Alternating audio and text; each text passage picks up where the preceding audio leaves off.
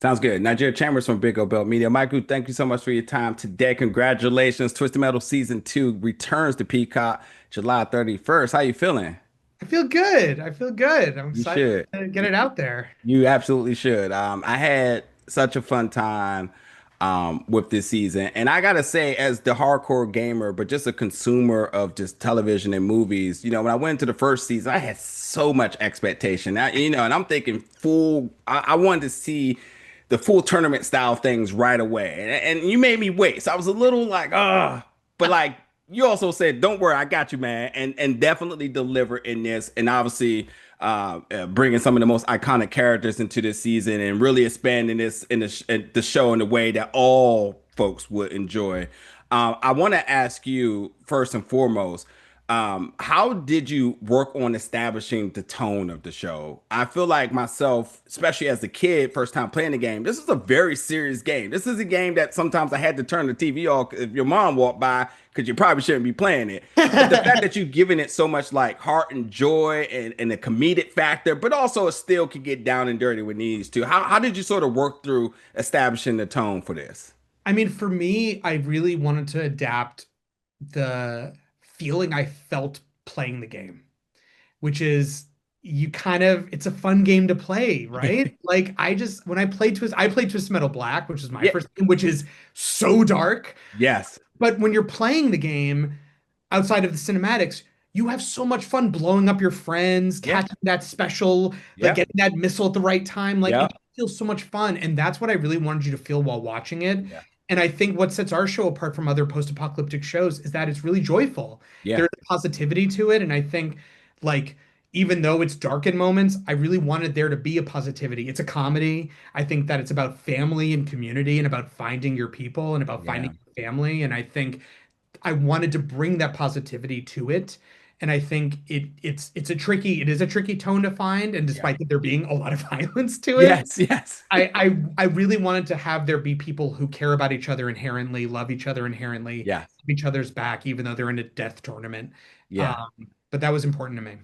Yeah, I definitely want to like shout out to all my childhood friends because before there was online gaming, this was the communal game that we all played around. Yeah, of Oh course we played yeah. Mario Kart, but when we had to turn it up a notch with the maturity, we went right to this. Hell yeah. And also shout out to Twist Metal Black because that also happens to be my favorite, which also happens to be the song I always play in Rock Band. There's like connective Oh, tissue to great. all of this. You get what I mean here? Yes. Um, I want to also ask you too, Samoa Joe as Sweet Tooth, the most iconic character of the franchise. Was there ever discussion of him actually voicing the character? And there's nothing against Will and his portrayal because it's fantastic. But from seeing Samoa Joe's work recently in the Suicide Squad game, I was like, you know what? I wonder, like, was there ever any ideas or tricklings that he possibly could do this if need be? Was there ever discussions? No, because when Will's an executive producer, and there Right, was right. always talk of Will being the voice of Sweet Tooth, and Joe was actually brought on later because we were like, okay, we got to find a body. Sweet Tooth, it can't just be a voice. Where's the body going to be? And it's so funny. Our one of our producers, Carter Swan, is friends with Joe, and was like, hey, look at this audition. And Joe sent his audition in, and we were Wow. like, this is perfect. Like how he crushed it. And Joe is so incredible. He performs on set with everybody. He does the voice and he's performing with everyone. And Will, like what I love about the way that Will and Joe work together is that they really are both, it's like a Venn diagram. Like Yeah. Joe is doing his performance, Will is doing his performance, and then we kind of mush it together. So it's really important to me to feel like both of these actors, incredible actors, have agency. That both Yeah. like Sweet Tooth is a character so big, we need two actors to put their performances into it. Do you know what I mean? Yeah. Recently a friend has said like it's the comparison to Darth Vader. And I was like, Yeah, yeah, that, totally. that Like, checks out. The first thing in the first season, obviously, we're just heavy deep in the Easter eggs in the lore, and then obviously you're returning back, and you've obviously cashed checks with some of that from the first season, especially the finale, and then there's so much more in this one. I yeah. mean, how far are you looking to expand this? And I'm never going to ever tell you to stop, but I'm wondering how far have you, as the writer or the guy that's wearing all the hats here, how far have you really planned out thus far? I mean, look, I think like we have a lot of ideas for season three. There were a lot of scenes and stuff that we couldn't do for season two that I'm like, okay, well, we'll just save that for next season. Okay. I mean, obviously, when you get through all of season three, you're like, okay, I have a very clear idea where season three is going to go. I have a big idea for season four that I won't say because I think the fans will be very happy about my idea if I can pull it off. Okay. But look, I think for me, what's great about our world is that the world feels very lived in. I think that like there's a lot of places we can go with it. And my thing is, look, if the fans keep watching it, I'll keep making it. So Yeah. I think we have a deep roster to pull from of characters too.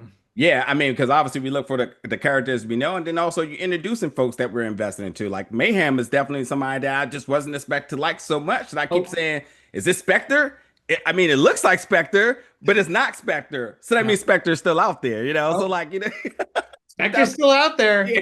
Like, we got to save some people. We can't just put everyone in the tournament. Right, right. No, I'm really happy to hear that you liked Mayhem because we worked really hard to make sure that Mayhem's a new character that you love. And, I think when you bring in a new young character, there's always the sense of like, oh no. And I think Sailor Kurta, who plays Mayhem's amazing, Yeah. and I think she fits so well into the roster. And we really did look at this season as like, what if this was the Lost Twisted Metal game? Who is in the roster? Who Mm. what is that character select screen going to look like? Each character Ooh. should look different. You know what I mean?